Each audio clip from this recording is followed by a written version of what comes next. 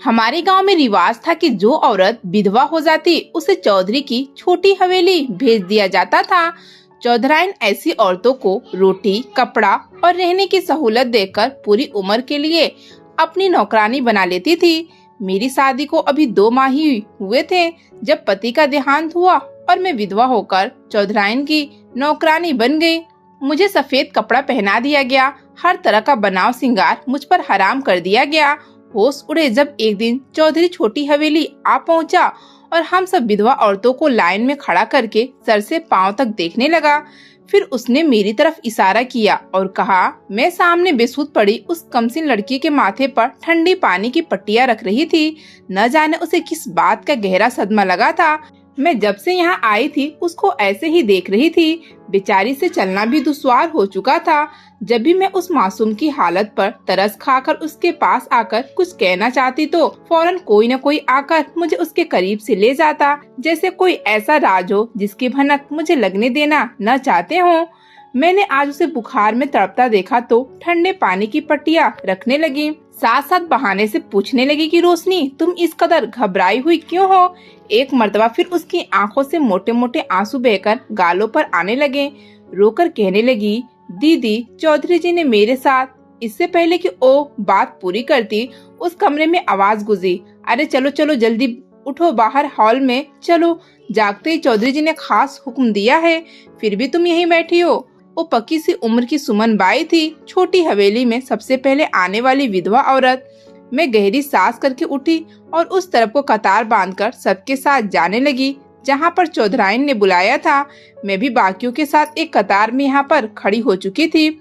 सभी औरतें काफी डरी सहमी सरगोशियां करती हुई दिखाई दे रही थी। मुझे यहाँ आए हुए बस 2 ही हफ्ते हुए थे, लेकिन आज से पहले यह मंजर मैंने नहीं देखा था। पास ही खड़ी सुमन से जब पूछा तो घबराकर कहने लगी, चौधरी साहब आज हवेली आए हैं और रात यहीं गुजारेंगे। यह सुनकर मैं सोच में पड़ चुकी थी कि जब सामने रूम से चौधरी साहब मूंछों को बल देते हुए हॉल में दाखिल हुए थे, सभी सर झुकाकर चौधरी जी को नमस्ते पेश कर रही थी, जबकि मैं टिकटिकी बांधे इस 50 साल के शख्स को देख रही थी। इस शख्स को मैं पहले भी कहीं देख चुकी थी, मगर कहाँ यह याद नहीं आ रहा था। तभी सुमन बाई आगे बढ़ी और कहने लगी, चौधरी जी देखें, फिर जो आपको मुनासिब लगे। ऐसा लग रहा था जैसे हम सब मुजरिम हो और चौधरी काजी। न जाने क्यों मगर मुझे कुछ ठीक नहीं लग रहा था। चौधरी कमर के पीछे हाथ बांधे सभी औरतों को घूर रहा था। उसकी आंखों की तपिश मुझे वजूद पर आर पार होती हुई महसूस हो रही थी। मेरी जान तो तब निकली जब चौधरी मेरे करीब आकर रुक गया। मैं घबरा कर 2 कदम पीछे हटी थी, क्योंकि चौधरी की गर्म सांसें मुझे अपने चेहरे पर महसूस होने लगी थी।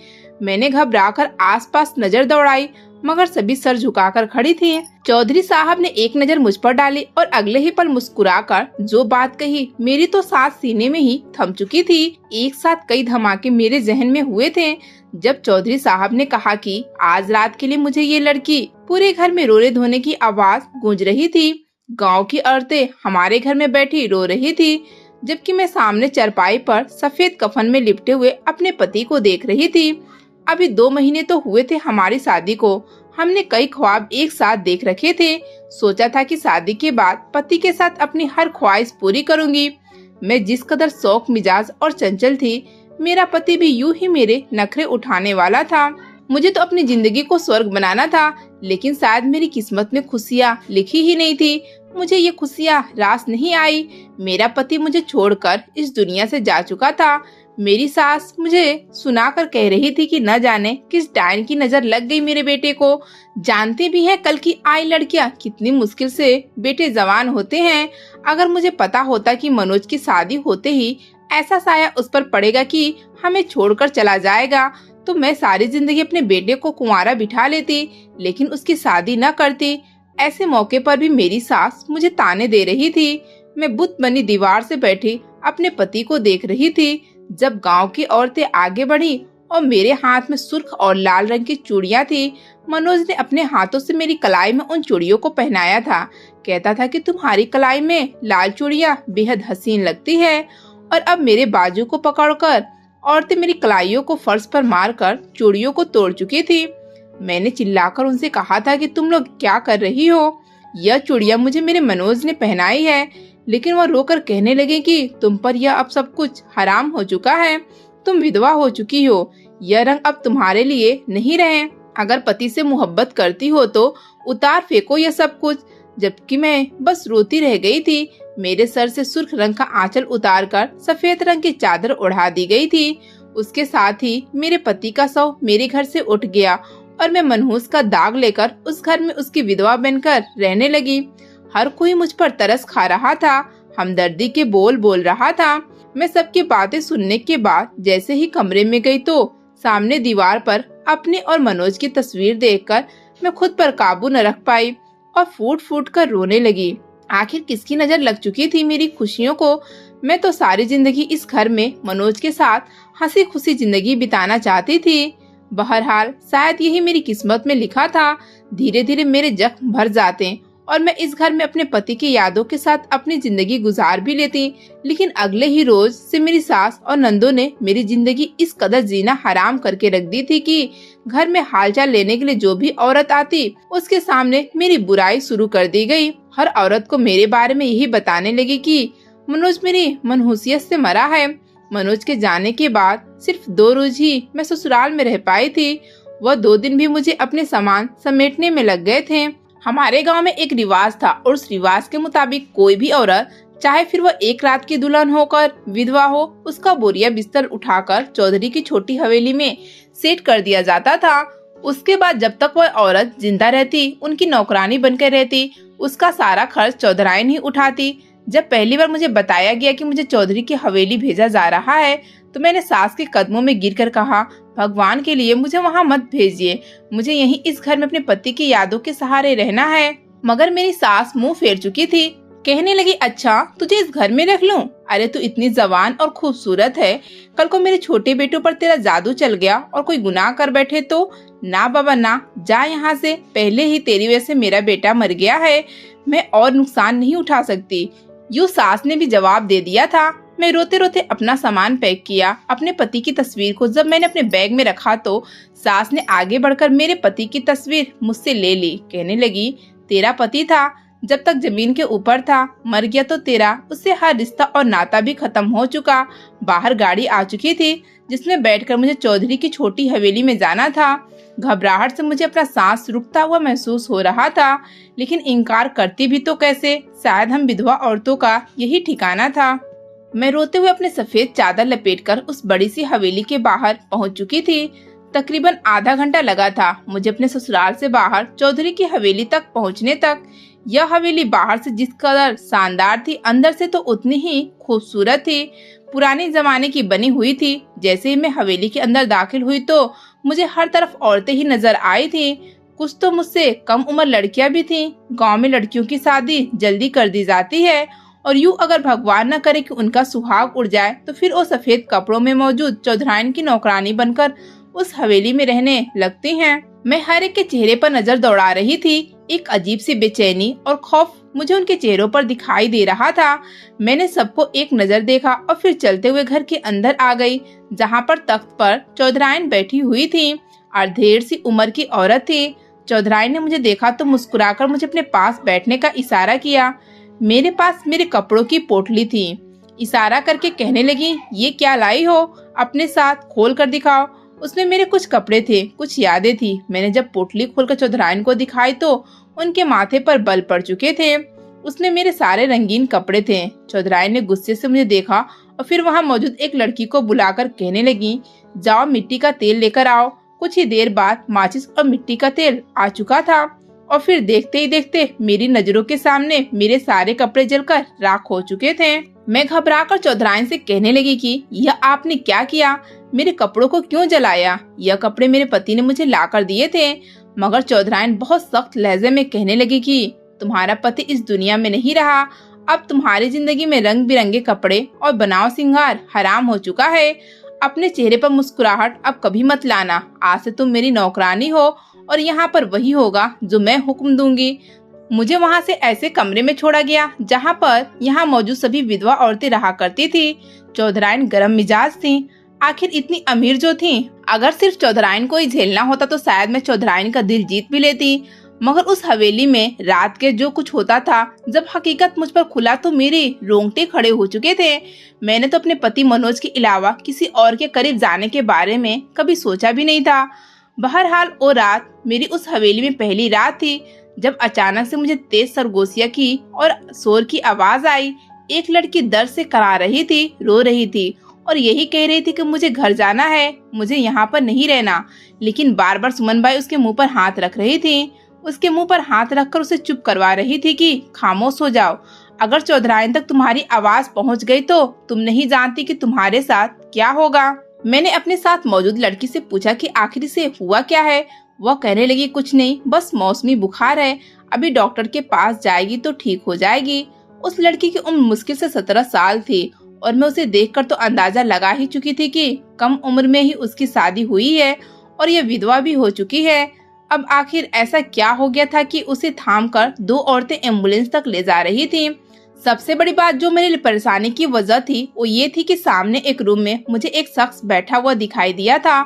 उसका चेहरा तो मैं साफ नहीं देख पाई थी, लेकिन हाँ, खिड़की से तो अंदाजा लगा ही चुकी थी कि वो शख्स सोफे पर बैठकर सिगरेट फूंक रहा था। हवा में धुएं के गोले उड़ते हुए मुझे खिड़की से साफ दिखाई दे रहे थे। दिल में कई तरह के ख्याल आने लगे कि कहीं चौधराइन यहाँ पर कुछ गलत काम तो नहीं करवा रही, कहीं इस मासूम लड़की के साथ कुछ गलत तो नहीं हुआ था, तभी उसकी यह हालत हुई थी। यही सोच सोचकर मैं पूरी रात सो ना सकी। वैसे तो पूरे गांव में उनकी काफी इज्जत थी, लोग उनकी काफी इज्जत किया करते थे। उन्होंने विधवा औरतों को अपने घर में सहारा दे रखा था, लेकिन सहारे के नाम पर कहीं यहाँ पर कुछ गलत तो नहीं हो रहा था। मैंने यहाँ पर मौजूद औरतों से चौधराइन के बारे में पूछना चाहा, लेकिन कोई सही जवाब न मिल सका, क्योंकि हर बार मेरी बात को या तो टाल दिया जाता या फिर वहाँ पर सुमन बाई आ जाती और उसके आने पर वहाँ मौजूद औरतें खामोश हो जाया करती। वो लड़की अस्पताल से वापस आ चुकी थी। मैंने उससे कई मर्तबा पूछने की कोशिश की थी, लेकिन वो कुछ बोल ही नहीं पाई और न ही उसने मुझे कुछ बताया था। बस रोए जा रही थी और यही कह रही थी कि मुझे यहाँ नहीं रहना, मुझे वापस घर जाना है। वैसे तो यहाँ पर सभी काफी खुश रहते थे, सारे काम मिलजुल कर लिया करते थे, लेकिन जैसे इतवार का दिन आता तो सबके चेहरों की हवाइयाँ उड़ चुकी होती। इस मर्तबा भी जब इतवार आया तो कुछ ऐसा ही हुआ था। मुझे यहाँ पर आए हुए 2 हफ्ते बीत चुके थे और इन 2 हफ्तों में मैं सबके साथ काफी घुल मिल चुकी थी। मेरे पति की यादें तो हमेशा मेरे साथ थी, लेकिन आज के रोज जो हकीकत मुझ पर खुली थी, मैं तो कभी ख्वाब में भी नहीं सोच सकती थी कि सबके सामने पूजा पाठ करने वाला चौधरी इस कदर भी गिरा हुआ हो सकता है। मैं उनके सामने सर झुकाकर खड़ी थी। चौधरी बिल्कुल मेरे सामने खड़ा था। मैं किसी सूखे पत्ते की तरह कांप रही थी, जब अगले ही पल चौधरी ने मेरी तरफ इशारा करके कहा कि यह औरत यहाँ कब आई। सामने खड़ी सुमन बाई बोली कि चौधरी जी, यह 2 हफ्ते पहले ही यहाँ आई थी। इतना सुनना था कि एक मर्तबा फिर वो मेरी तरफ देखने लग गए थे। आंखों में ऐसी बेबाकी थी कि मुझे लगा जैसे वो मेरे वजूद को चीर कर रख देंगे। तभी मुझसे दूर हुए और बोले कि इसे तैयार कर दो। चौधराइन खामोशी से एक तरफ को बैठी यह मंजर देख रही थी। मैं घबरा कर चौधराइन की तरफ देखने लगी और कहने लगी कि मुझे किसके लिए तैयार किया जा रहा है। कोई कुछ बोल भी नहीं रहा था। मुझे इस हवेली में ऐसे कमरे में ले जाया गया जहाँ पर बनाव सिंगार की हर चीज मौजूद थी। मैं हैरत से पूरे कमरे को देख रही थी। मैं बार बार यही कह रही थी कि सब कुछ क्या है, मगर बजाय मेरी सुनने के कभी सुर्ख तो कभी जामुनी रंग के भारी काम वाले सूट निकाल कर कह रही थी कि बताओ कौन सा रंग पहनोगी। मुझे लगता है यह रंग तुम पर ज्यादा जचेगा, तुम ये जामुनी रंग का फ्रॉक पहनो। वह जबरदस्ती मुझे फ्रॉक थमा रही थी। मैं चिल्लाकर इस फ्रॉक को दूर फेंक चुकी थी।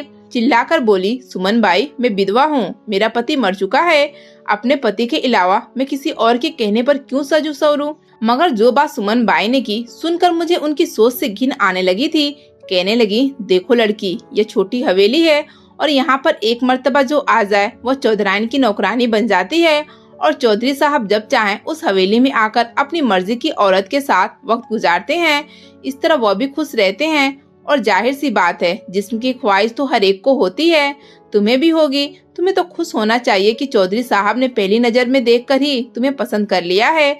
बाहर गुनाह की खातिर मुंह मारने से बेहतर है कि तुम छोटी हवेली की 4 दीवारी में रहकर चौधरी जी की बात मानो, जिस तरह यहाँ आने वाली बाकी विधवा औरतों ने मानी। मुझे कुछ अरसा पहले का घटना याद आने लगा था। हाँ, ये चौधरी कुंवर ही था जिसे मैं एक बच्ची की इज्जत पर हमला करते हुए देखा था। वो बच्ची मेरे पास ट्यूशन पढ़ने आती थी। माँ बाप की देहांत के बाद भाई और भाभी के साथ ही रहा करती थी। भाभी के तानों से बचने की खातिर बच्चियों को ट्यूशन पढ़ाकर थोड़े बहुत पैसे में गुजारा कर लिया करती थी। लेकिन एक रोज जब बच्ची मेरे पास आई तो काफी घबराई हुई थी। बोली कि गांव का चौधरी मुझे छूता है। मैंने उसे पूछा कि कहाँ, तो उसने मुझे हाथ लगाकर बताया कि वह मुझे यहाँ छूता है। सौतेली माँ को बताओ तो वो सुनती नहीं है। अभी भी आपके घर आ रही थी तो चौधरी चाचा अनुज की बैठक से निकलकर आ रहा था। कहने लगा आओ तुम्हें चीज दिला दूं, मगर मैं फटाफट भाग गई। उसके बाद जब बच्ची को पढ़ाने के बाद मैं उसे घर छोड़ने खुद गई तो गांव के बीच में चौराहे पर मुझे यही शख्स बैठा दिखाई दिया था। गांव की और भी अहम हस्तियां वहां पर मौजूद थी, लेकिन बच्ची ने इशारा करके कहा था कि ये है वो जो मुझे गंदे तरीके से छूता है। बहरहाल मैं अगली सुबह मासूम बच्ची को उसके घर छोड़ चुकी थी, मगर अगली ही सुबह वह मासूम बच्ची खेतों में बिना कपड़ों के मिली थी। किसी ने उसके साथ ज्यादती करके कत्ल कर दिया था। मेरा शक उस चौधरी पर ही था, मगर मेरी सुनता कौन। आज जब करीब से चौधरी को देखा तो मुझे अंदाजा हो गया कि यह वही शख्स था जिसने एक बच्ची के साथ दरिंदगी किया, मगर दुनिया के सामने कैसे शरीफ और इज्जतदार बनकर घूमता था। जबरदस्ती मुझे दुल्हनों जैसे कपड़े पहना दिए गए थे।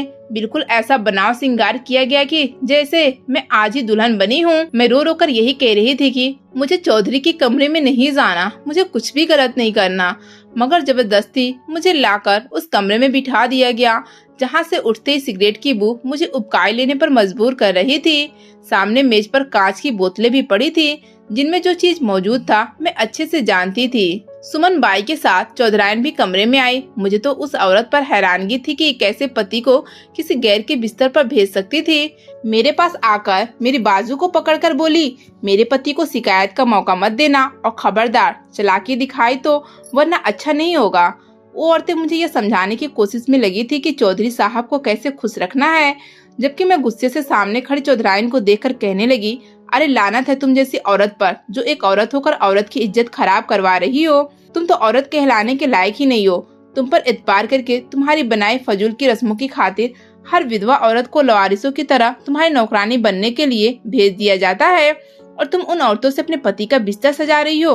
तुम्हें शर्म नहीं आती? मैं सारी तमीज ताक पर रख चुकी हूँ। चौधराई ने मेरी जबान चलती देखकर फट पड़ी थी। एक झन्नाटेदार थप्पड़ मेरे मुंह पर मार दिया। उसका भारी भरकम हाथ मेरे गाल पर पड़ना था। मेरी आंखों के आगे अंधेरा छा गया। कहने लगी कि दोबारा बकवास करने से पहले यह सोच लेना कि तुम्हारे सामने खड़ा कौन है, तुम किससे बात कर रही हो। तुम्हें पालतू कुत्तों के आगे डालने में मुझे ज्यादा देर नहीं लगनी, समझी। इतना कहकर वह वहाँ से जा चुकी थी। कुछ देर बाद कमरे में चौधरी आ चुका था। मुझे तो हैरत इस बात पर थी कि इससे पहले कितनी विधवा औरतें यहाँ पर मौजूद थी। आखिर किसी ने अपनी जबान क्यों नहीं खोली थी? क्यों किसी ने चौधरी के आगे शिकायत न की? क्या वह इतनी डरपोक थी कि चौधरी के आगे कमजोर पड़ चुकी थी कि अच्छे बुरे की तमीज भूल गई थी?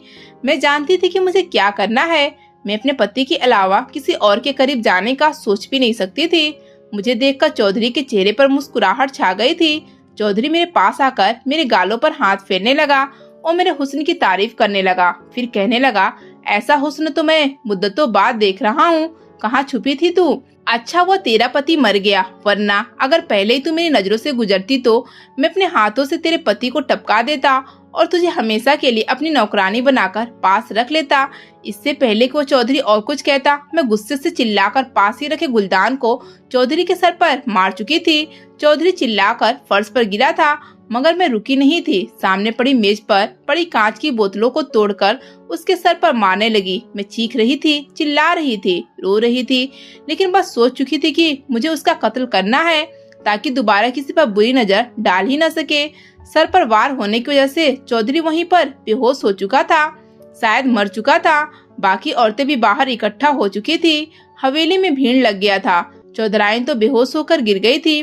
फौरन पुलिस को खबर की गई तो पूरा गांव इकट्ठा हो गया था।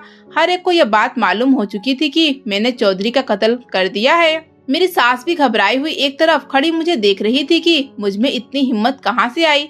मेरे भाई भाभी भी आ चुके थे, जबकि मैं चिल्ला चिल्लाकर सबको यही बता रही थी कि चौधरी यहाँ पर क्या करता फिर रहा था। दुल्हन वाला जोड़ा गवाह था। वहाँ मौजूद सर झुकाकर खड़ी औरत गवाह थी कि मैं सच कह रही हूँ। मैं कभी भी अपने पति के अलावा किसी और को अपने वजूद पर दस्तक भी नहीं दे सकती थी। पुलिस मुझे पकड़कर ले गई क्योंकि मैंने अपनी इज्जत और जान बचाने की खातिर इस चौधरी को कत्ल किया था। इसलिए कुछ ही दिनों के बाद मुझे जेल से आजादी मिल गई। लेकिन उसके बाद चौधराइन और सुमन को भी हिरासत में ले लिया गया था। बाकी औरतों को उनके परिवार के हवाले कर दिया गया। मुझे मेरी सास अपने घर ले गई और माफी मांगकर बोली कि बस अब तू यहीं मेरी बेटी बनकर रहेगी।